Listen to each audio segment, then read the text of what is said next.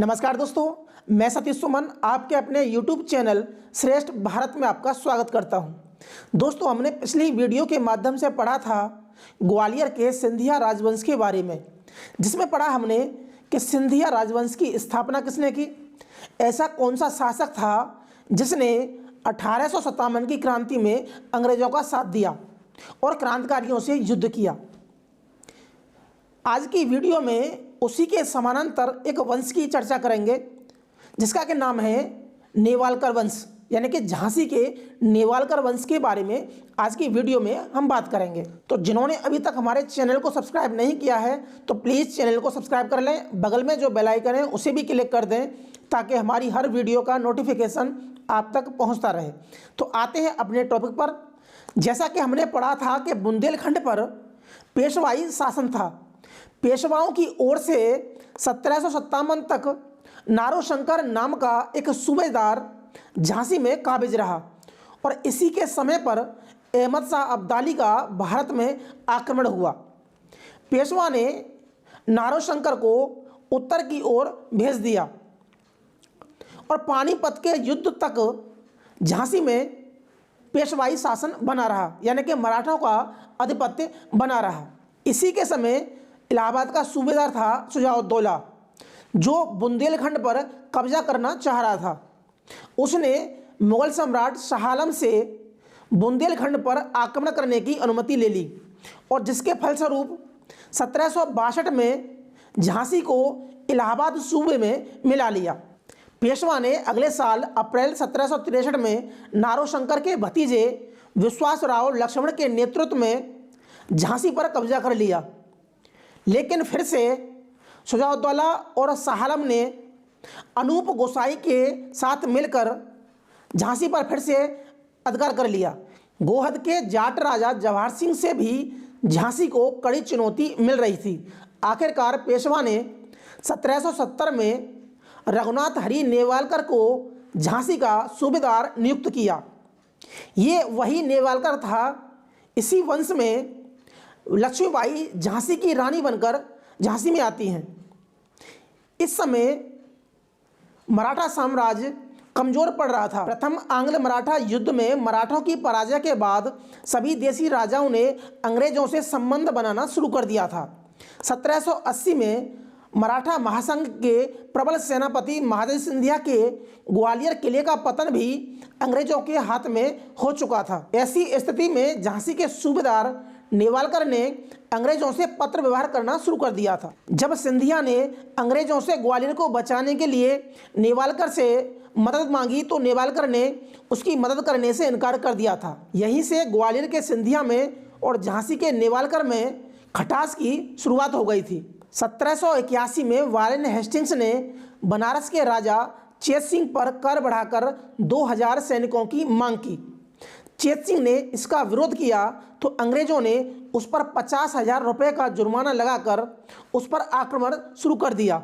चेत सिंह ने इसके विरोध में ग्वालियर के राजा सिंधिया से मदद मांगी। ग्वालियर के राजा सिंधिया ने उसे मदद का आश्वासन दिया और बरुआ सागर की जागीर दे दी। बरुआ सागर उस समय झांसी के अधीन आता था, यानी कि नेवालकर वंश के अधीन आता था। झांसी का नेवालकर इस बात से खफा हुआ कि उससे बिना पूछे उसी की जागीर सिंधिया ने बनारस के राजा चेत सिंह को क्यों दे दी। इस बात से सिंधिया में और नेवालकर में मतभेद पैदा हो गया। अब सिंधिया ने पेशवा से नेवालकर को हटाने के लिए पत्र भेजा। पेशवा ने सिंधिया की बात मानकर हमीरपुर के सूबेदार बाबूराम भास्कर को झांसी का सूबेदार नियुक्त किया। हमीरपुर का सूबेदार बाबूराम भास्कर झांसी की सूबेदारी मिलने पर 2000 सैनिकों के साथ झांसी की ओर चल देता है। उधर नेवालकर ने झांसी की सूबेदारी बचाने के लिए पेशवा से संपर्क साधना शुरू कर दिया और रास्ते में बाबूराम भास्कर की सेना पर आक्रमण कर दिया और उसे हमीरपुर की तरफ खदेड़ दिया। पेशवा ने नेवालकर की झांसी की सूबेदारी फिर से बहाल कर दी। यह बाबूराम भास्कर की पराजय नहीं थी, यह पराजय ग्वालियर के सिंधिया की थी। रघुनाथ हरी नेवालकर ने झांसी में लगभग 25 वर्ष सूबेदारी की। उसने झांसी को बचाने के लिए अंग्रेजों से संपर्क साधना शुरू कर दिया था। किसी गंभीर बीमारी से ग्रस्त होने के कारण रघुनाथ हरी नेवालकर अपने छोटे भाई शिवराम भाऊ को गद्दी पर बिठाकर काशी चला जाता है, जहां पर उसकी 1795 में मृत्यु हो जाती है। नवनियुक्त सूबेदार शिवराम भाऊ भी अंग्रेजों के अधीन रहा। पिंडारियों के दमन करने में उसने अंग्रेजों का साथ दिया और अपनी सेना भी दी। उसने अंग्रेजों से संबंध बनाने के बाद पेशवा को नज़रअंदाज करना शुरू कर दिया। जो वार्षिक खर्चा होता है, ब्यौरा होता है, पेशवा को देने से मना कर दिया। शिवराम भाऊ ने पेशवा और सिंधिया के प्रभाव से बचने के लिए अंग्रेजों से निकटता स्थापित की। शिवराम भाऊ का पुत्र रघुनाथ राव कोढ़ की बीमारी से ग्रस्त था, इसलिए उसको उत्तराधिकारी बनाने के बजाय अपने 7 वर्षीय पौत्र रामचंद्र राव को उत्तराधिकारी बनाकर बिठूर चला गया, जहां पर उसकी 1814 में मृत्यु हो जाती है। 1817 में पेशवा बाजीराव द्वितीय के हारने के बाद उनकी पेशवाई चली जाती है और झांसी पर अंग्रेजों का आधिपत्य हो जाता है। अंग्रेजों ने रामचंद्र राव को झांसी के सूबेदार के रूप में मान्यता प्रदान कर ली। अब तो रामचंद्र राव अंग्रेजों का पूरी तरह गुलाम हो गया था। अंग्रेजों में और रामचंद्र राव में एक संधि हुई, जिसमें रामचंद्र राव ने यह वचन दिया कि जब भी अंग्रेजों को उसकी मदद की जरूरत होगी वह तुरंत उनकी मदद करेगा और तुरंत सेनाएं भेजेगा। इस बात से खुश होकर गवर्नर जनरल विलियम बेंटिक ने 20 दिसंबर 1832 को रामचंद्र राव को महाराजा धीराज फिदवी बादशाह जामशाह इंग्लिस्तान की उपाधि प्रदान की। अब रामचंद्र राव ने गवर्नर जनरल से विनती की कि उसे अंग्रेजी हुकूमत का परम प्रतीक यूनियन जैक झंडा देकर उपकृत करे, जिसे वह झांसी के सबसे ऊंचे बुर्ज पर लगाकर गौरवान्वित महसूस करे। 1835 में 28 वर्ष की उम्र में रामचंद्र राव की मृत्यु हो जाती है। उसकी मृत्यु के बाद शिवराम भाऊ के पुत्र रघुनाथ राव को गद्दी पर बिठाया जाता है। रघुनाथ राव ये वही था जिसे शिवराम भाऊ ने कोढ़ से ग्रस्त होने के कारण राजगद्दी से वंचित कर दिया था। इसके शासन में झांसी की हालत बहुत ही दयनीय हो गई थी। इसने लगभग 3 साल ही शासन किया। 1838 में इसकी मृत्यु हो गई और इसकी मृत्यु के बाद शिवराम भाऊ का तीसरा पुत्र गंगाधर राव को झांसी का सूबेदार बनाया गया। 1842 में अंग्रेजों ने गंगाधर राव को झांसी का वास्तविक राजा बना दिया था। ये गंगाधर राव वही गंगाधर राव थे जिनका विवाह झांसी की रानी लक्ष्मीबाई के साथ में हुआ।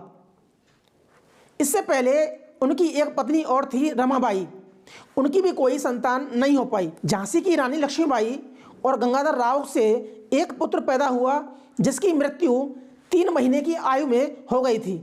20 नवंबर 1853 को लक्ष्मीबाई और गंगाधर राव ने एक बच्चा गोद लिया, जिसका के नाम दामोदर राव रखा गया और अगले ही दिन यानी कि 21 नवंबर 1853 को राजा गंगाधर राव की मृत्यु हो जाती है। झांसी के राजा गंगाधर की मृत्यु के बाद गवर्नर जनरल डलहौजी ने दत्तक पुत्र दामोदर राव को झांसी के उत्तराधिकारी के रूप में मान्यता नहीं दी और हड़प नीति के तहत झांसी को अपने राज्य में यानी अंग्रेज राज्य में मिला लिया। झांसी के विलय का कारण यह बताया गया कि झांसी का राज्य और राजा स्वतंत्र शासक न होकर पेशवा के अधीन एक सूबेदार थे। विलियम बेंटिक ने रामचंद्र राव की भक्ति से खुश होकर 1832 में उसे राजा की उपाधि दी थी, न कि उसे राजा बनाया था। अंग्रेजों ने कहा कि गोद लेना रानी का व्यक्तिगत अधिकार है, वो राज्य को हस्तांतरित नहीं कर सकती। अपनी संपत्ति, अपने निजी महल को उस दत्तक पुत्र को दे सकती हैं, उसके नाम कर सकती हैं, लेकिन राज्य को उसके नाम नहीं कर सकती, क्योंकि राज्य उनका नहीं है, वो राज्य अंग्रेज शासन के अधीन आता है। 13 मार्च 1854 को झांसी राज्य को अंग्रेजी शासन में मिला लिया था। विलय के बाद झांसी की रानी लक्ष्मीबाई को आजीवन 5000 रुपये प्रति माह देना तय किया गया। यह भी तय किया गया कि जो उनका उत्तराधिकारी है वो उनका निजी संपत्ति का उत्तराधिकारी है, ना कि राज्य का उत्तराधिकारी। झांसी के खजाने से 6 लाख रुपए दत्तक पुत्र दामोदर राव के नाम से जमा किए जाएंगे। जब वह बालिग होगा तो वह धनराशि ब्याज सहित उसे लौटा दी जाएगी। इसके बाद झांसी की रानी लक्ष्मीबाई को झांसी किले को खाली करना पड़ा और शहर में आकर अपने महल में उन्हें रहना पड़ा। झांसी के किले को कैप्टन डनलप के सुपुर्द कर दिया गया। रानी ने इसके लिए अंग्रेजी बैरिस्टर जॉन लैंग की मदद ली।